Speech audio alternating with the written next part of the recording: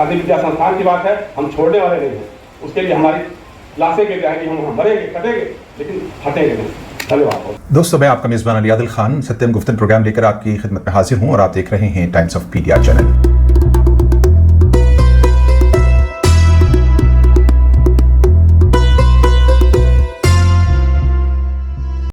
दोस्तों, सरकार से असहमति की आवाज़ जो लोकतंत्र की आत्मा होती है उसको कुचलने की लगातार कोशिश हो रही है और गांधीवादियों का कहना है कि वो इसे किसी कीमत पर स्वीकार नहीं करेंगे।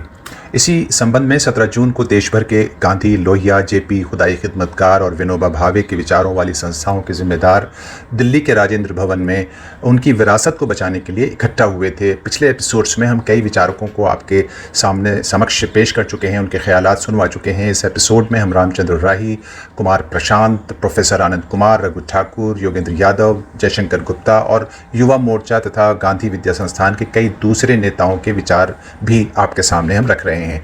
तो आप ये वीडियो ज़रूर देखें, इससे हो सकता है कि आप भी देश में जो है वो अहिंसावादी लोगों के साथ मिलकर देश की सभ्यता, देश की तहजीब, देश की संस्कृति और देश के सम्मान को बचाने में अपना कोई रोल अदा कर सकें।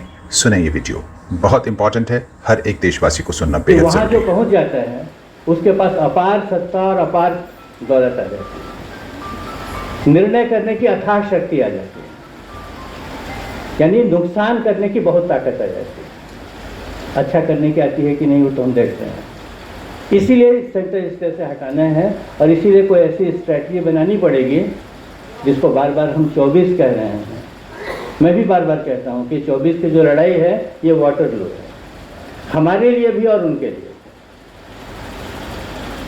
अगर 24 में हम इनको सेंटर स्टेज से नहीं हटा सके तो लंबे समय के लिए हम लोगों को एक दूसरी दिशा में जाना पड़ेगा। और उनको भी मालूम है कि अगर वो 24 में सेंटर स्टेज से हटे तो लंबे समय के लिए उनके लिए वापसी संभव नहीं है। इसलिए वो अपनी पूरी ताकत लगाएंगे इस बात के लिए और हम लोगों को अपनी पूरी ताकत लगाकर उनको यहाँ से हटाने की कोशिश का कोई ना कोई रास्ता ढूंढना है। तो लड़ाई के दो सिरे हैं। मैं मानता हूँ कि एक अगर 24 की लड़ाई, उसके बीच में 3, 4, 5 विधानसभाओं के चुनाव आएंगे, उसका भी मुकाबला करना पड़ेगा और 24 में इनको वहाँ से हटाना पड़ेगा।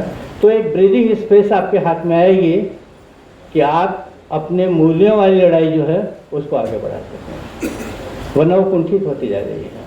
उसके लिए जगह कम होती जा रही है, स्पेस बंद करती होती जा रही है। इसको ध्यान में रख करके इन दोनों मोर्चों पर हम क्या लड़ाई का तरीका बनाते हैं वो सोचना है। ये गांधी विद्या संस्थान की लड़ाई जो है ये प्रतीक की लड़ाई है, ज़मीन का सवाल नहीं है। सवाल है कि क्या लोकतंत्र में ये अधिकार किसी को है कि वो किसी की जगह पर कब्जा कर ले। तो अब इतिहास में क्या हुआ था, कहाँ गया था, वो सब तो देखेंगे ही, लेकिन मुख्य बात यह है कि ये बात स्थापित होनी चाहिए कि आप इस 24 में अपनी भूमिका करते हैं। आपको जहाँ लगता हो कि इस ताकत को जोड़ने से वो लड़ाई की जा सकती है, सफल की जा सकती है, आप उसकी कोशिश कीजिए। यही बात करीब करीब गांधी को 47 में कही गई। तो परिवर्तन करने वाली जमातों को हमेशा बाहरी ही मानते हैं, उसमें दिक्कत नहीं है क्योंकि हम सच में बाहरी लोग हैं। हम इनके सत्ता के ढांचे में बैठते नहीं हैं, बैठना चाहते भी नहीं। इसलिए जो लड़ाई है, इस लड़ाई को ठीक से समझकर अपनी अपनी भूमिका तय करना और ये सोचना, ये योजना बनाना इन प्रांतों के चुनाव में और 24 के चुनाव में कैसे इनको हाशिए पर डाला जाए और सेंटर स्टेज पे कोई दूसरी ताकत आए जिसके साथ हम नए तरह से संवाद की प्रक्रिया चला सकें। इतना अगर ध्यान में रखेंगे तो मुझको लगता है कि बहुत सारा विवाद और बहुत सारी उलझने मन की एक तरफ करके इस काम में देखना चाहिए। आप सबका धन्यवाद। योगेंद्र यादव जी से निवेदन करता हूँ, आए और अपनी बात रखें।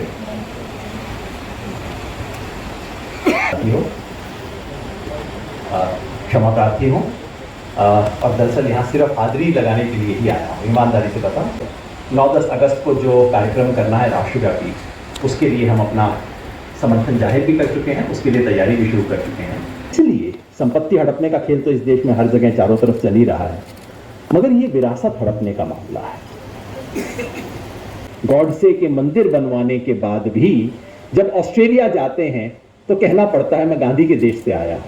अभी भी हिम्मत नहीं है कह दें कि भाई मैं गौड़से के देश से आया हूं। एक मायने में अच्छा हुआ, गांधी का नाम इस देश में बहुत ही निरापद सा नाम हो गया था। मजबूरी का नाम महात्मा गांधी, सत्य और न्याय के लिए संघर्ष करने वाला महात्मा गांधी लोगों की निगाह से, हमारी स्मृति से धीरे धीरे बाहर निकल गया था।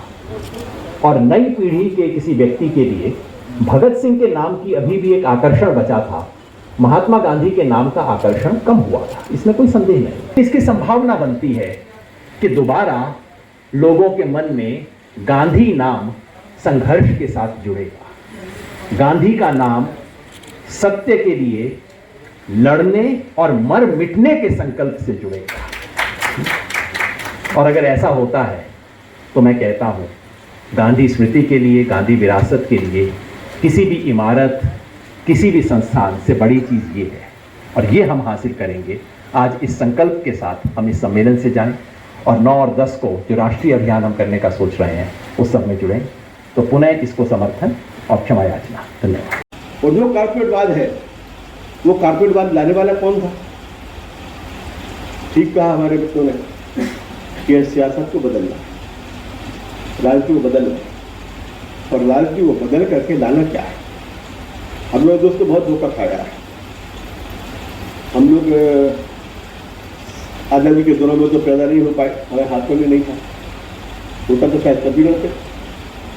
उसके बाद आए, दुनिया में आए तो लगातार दुनिया के साथ करते रहे, जेपी के साथ हम लोग में लड़ते रहे, उनके साथ काम करते रहे, और उस सब दौर को भी हम लोगों ने देखा है।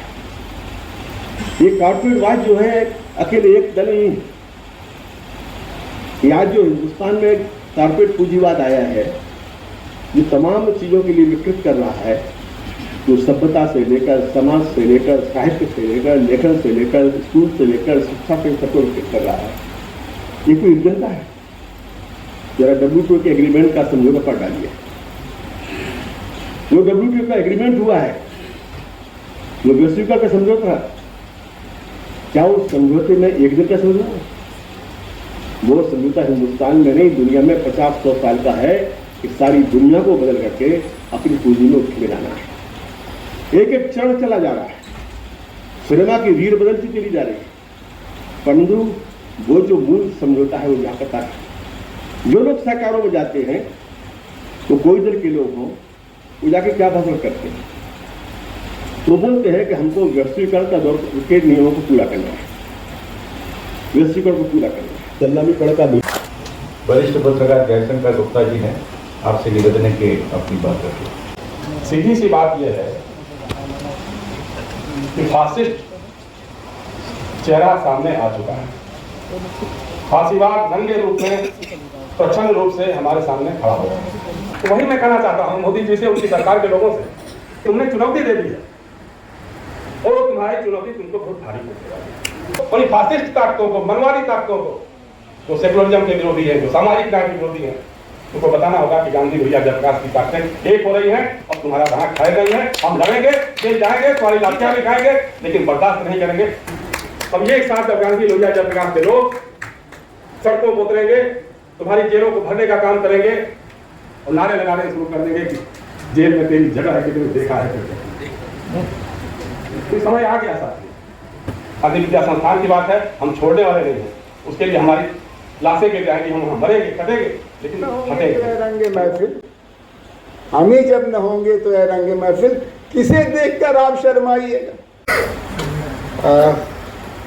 अभी जो परिस्थितियां हैं उसमें आपको चिड़िया की आंख देखनी है। ऐसी जगह ये फंसे हैं, इसका न कोई नैतिक आधार है, न कानूनी आधार है, और इसलिए ये एक तरह से असंतुलित हो गए हैं। पहले तो उन्होंने सर्व सेवा संघ और गांधी विद्या संस्थान के संचालक मंडल को निशाने पर लेने की कोशिश की, और अब वो फिसलते फिसलते गिरते गिरते कहते हैं राजेंद्र बाबू, लाल बहादुर शास्त्री, आचार्य विनोबा भावे, जयप्रकाश नारायण और बाबू जगजीवन राम, इन पांचों ने अपने अपने तरीके से चालाकियां की और भारत सरकार की जमीन कब्जा कर ली। अब हम भारत पुत्र उसको बचाने के लिए खड़े हैं। इनको थू थू हो रही है, इनके साथ बोलने के लिए कोई लोग नहीं।